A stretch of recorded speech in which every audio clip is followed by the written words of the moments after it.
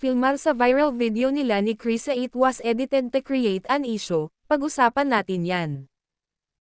Pero bago ang lahat, kung di ka pa nakasubscribe sa ating channel ay huwag kalimutan mag-subscribe para lagi kang updated sa latest chika.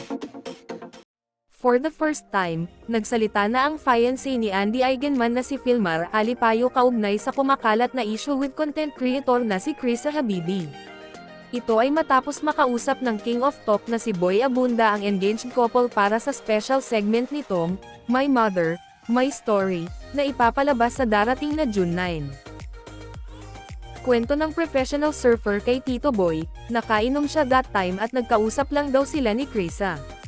Nakausap ko rin po ang partner ni Andy na si Filmar Alipayo and for the first time, Filmar address itong umiikot, itong current issue ngayon tungkol sa kumakalat na viral video that is causing a stir on social media, panimula ng TV host sa kanyang programang, Fast Talk. Chika ni Tito Boy, what happened was, uminom si Filmar, had a friendly conversation with this girl on the video and that's it, sabi ni Filmar at sabi ni Andy. Nakwento rin ni Filmar na tinuwanan lang nila ni Andy ang nasabing video nung una hanggang sa nilagyan na ito ng mali siya. Kaya nung una nilang nakita ang video, nagtawanan lang sila ni Andy, but what bothered them, it was edited and uploaded to create an issue, sinang King of Talk. Maliban sa issue, napag-usapan din daw ng tatlo ang tungkol sa buhay nila sa Siargao, pati na rin ang plano nila na magpakasal.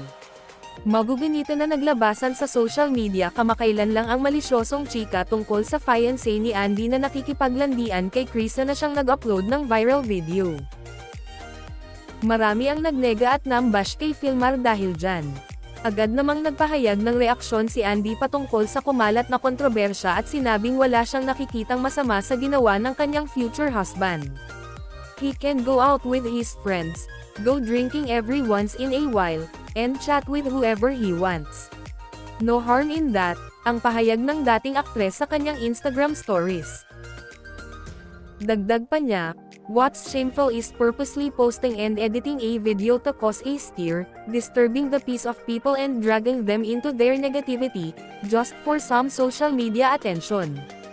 Kasunod nito, si Krisa naman ang naglabas ng statement kung saan ipinagdiinan niyang walang nangyaring something sa kanila ni Filmar.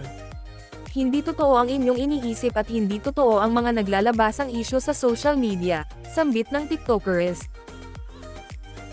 Inamin din niya na kasalanan niya kung bakit sila nai-issue ngayon ni Filmar, pero inulit-ulit niyang walang landian na nangyari.